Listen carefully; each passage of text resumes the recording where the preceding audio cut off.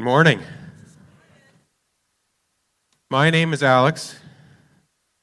How many of you have ever driven any motorized vehicle? Oh, all right. I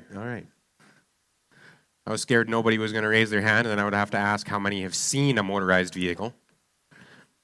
What about a car with a manual transmission? Okay, right on. Have you ever wondered how that manual transmission works? Nope. Okay, all right. I'll spare you the details. You know, I wish I could say I had a little bit more experience with cars and transmissions, but my mechanic experience is limited to snowmobiles and engine teardowns and that kind of thing.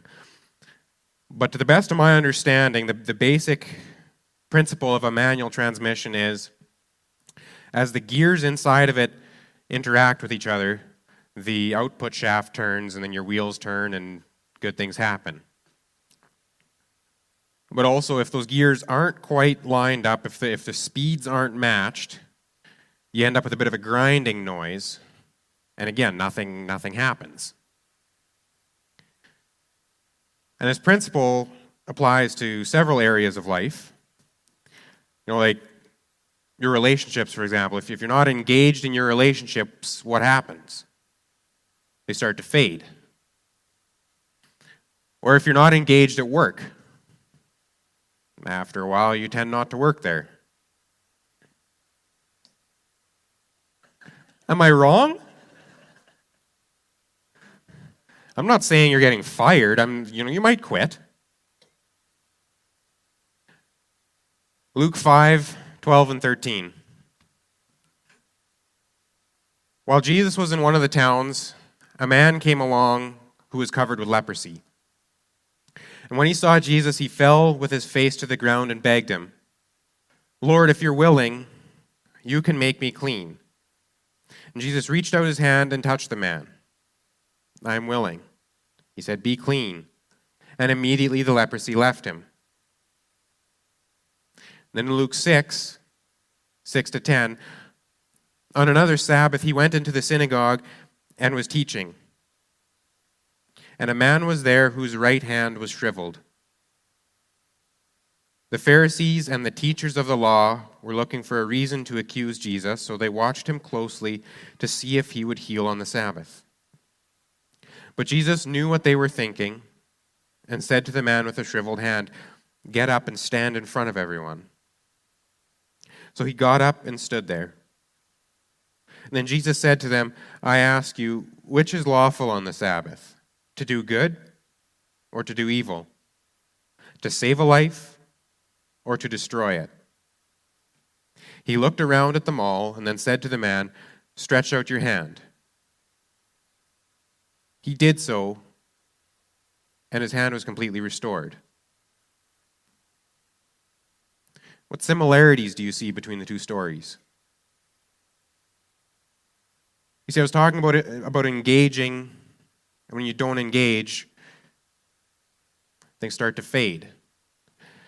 See, miracles don't happen until you get engaged. At some point, each of these people had to make a decision to engage with what Jesus was doing. How eager do you think the man with the shriveled hand was to have the spotlight shone on him? He had a choice. Stay in the crowd, or even slowly slink back and hope nobody even noticed him. Or get out front and engage. See, he didn't even know what was going to happen. He didn't know Jesus was going to heal him. He probably knew that Jesus wasn't just going to make fun of him, but why come down to the front? And then even when Jesus said, "Stretch out your hand," what was going through his mind? I can't stretch out my hand. That's the point of a withered hand, genius. But he did it, and he wasn't disappointed.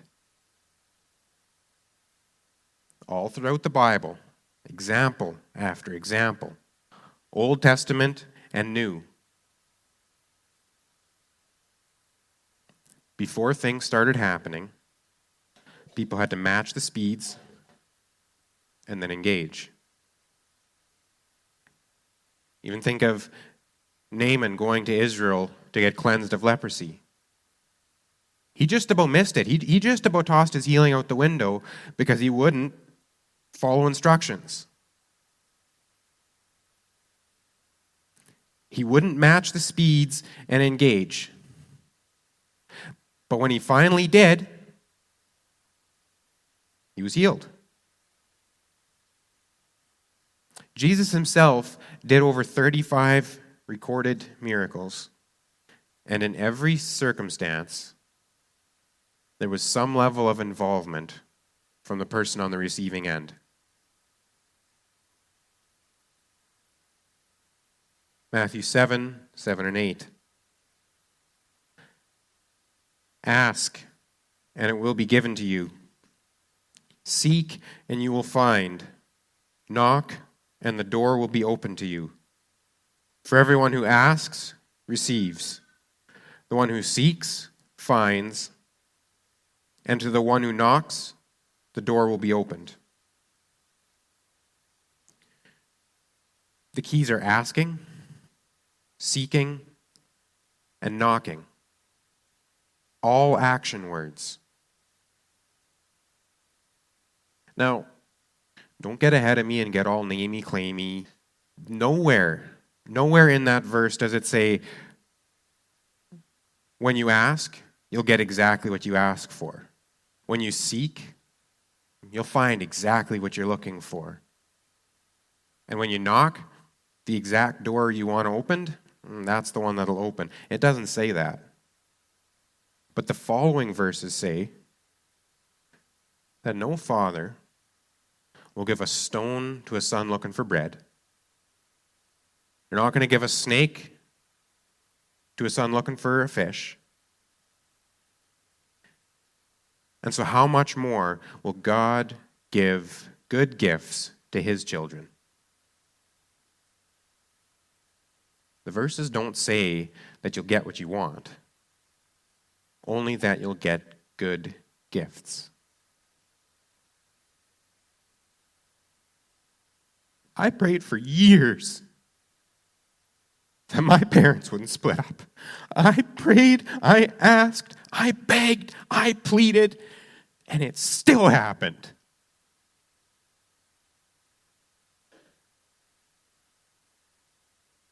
God knew what he was doing. He was still looking out for me.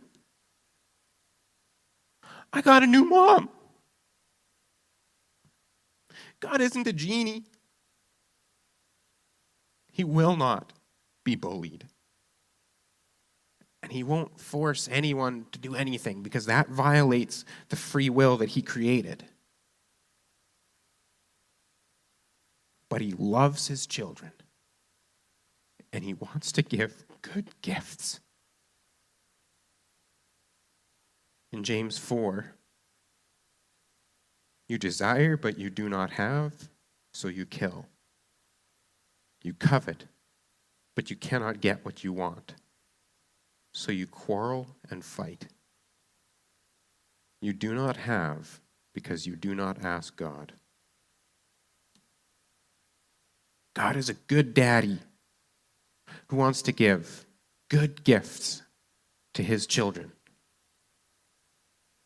But he wants us to want them.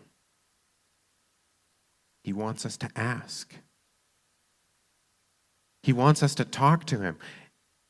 It's all relational. Doesn't this sound exactly like your parents?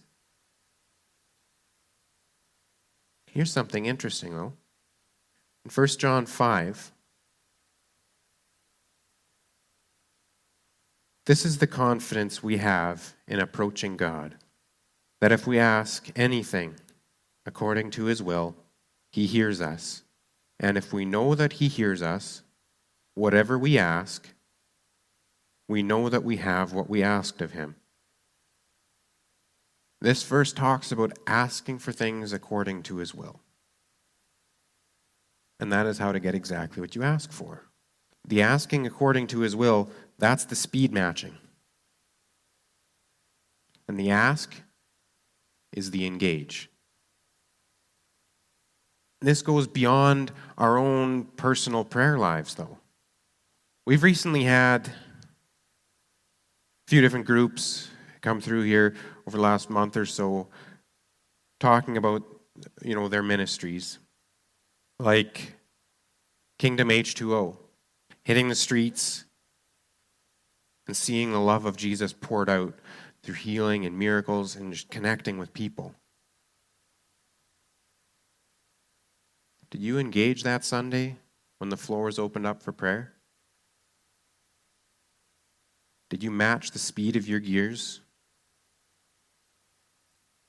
and engage? I didn't. I made myself busy cleaning up. What did I miss? I don't know. It could have been a lot. At minimum, I missed an opportunity to line up my gears and engage with Jesus, to get on board with what he was doing that morning. Yes, it's scary.